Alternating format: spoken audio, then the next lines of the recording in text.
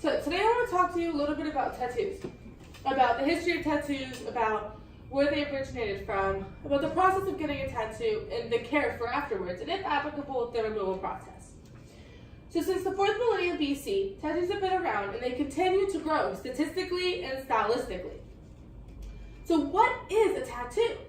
A tattoo is a form of body modification that allows someone to express their cultural diversity, their ethnic diversity, or just where they've been through and what they've gone through.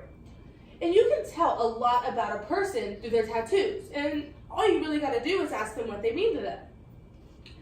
So, do you have any tattoos? And if you do, well, why did you get them? What do they mean to you? And what encouraged you to get them?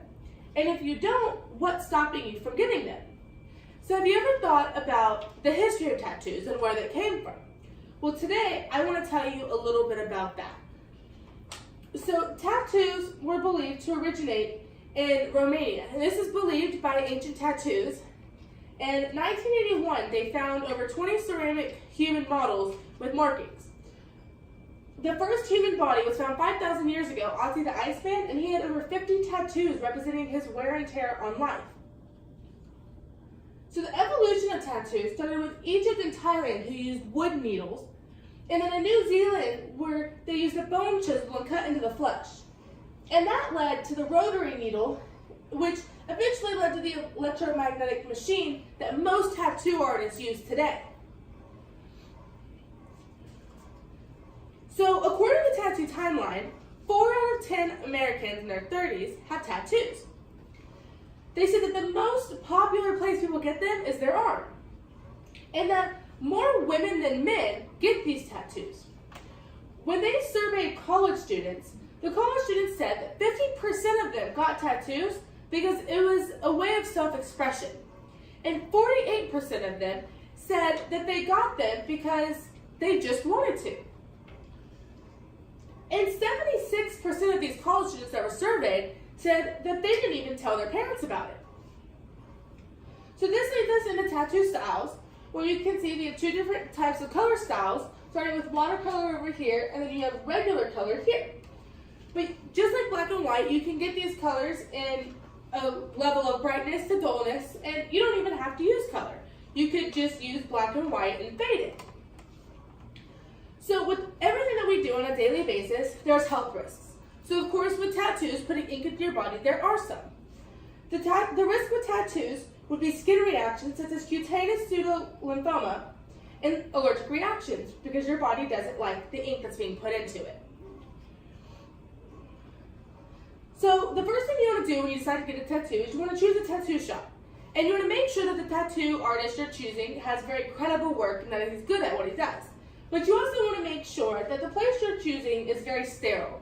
You want to make sure they're using new needles for your tattoo and that they wear gloves whenever they do work to prevent the spread of anything that could cause infection. So once you find your tattoo shop, you want to focus on the tattoo process. Well, once you give your artist the design, they'll draw it onto a transfer paper, and they'll use the transfer paper to put it onto your skin, which they can use as a stencil when tattooing your design. This helps lead to accurate and precise tattoos. So once your tattoo is finished, the tattoo artist is going to cover it in saran wrap to prevent the very, very fresh tattoo from getting a very early infection. Once you take the saran wrap off, you want to use tattoo goo or Aquaphor to just wash it 3 times a day to make sure that for the first 6 weeks it's not exposed to any infections. When it comes to the removal process, no matter what the reason for removing it is, it's very similar to laser hair removal as it's done with lasers.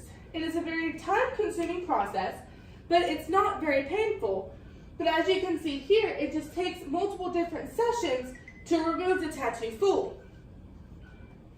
So maintaining a tattoo is very, very simple, and after the first 6 weeks, it should be fully healed, but over time, you just want to make sure that you wash it and that you put some of that tattoo goo or Aquaphor on it to maintain the color and the well-being of it. And you want to make sure that every few years you get it touched up, as color will fade over time. So today we talked about the history of tattoo and the origin of them. We talked about the process of getting a tattoo, the health risks, and we talked about maintaining your tattoos. And so I hope that you learned something today from this presentation, and I hope that if you didn't learn anything, it clarified some things you already knew.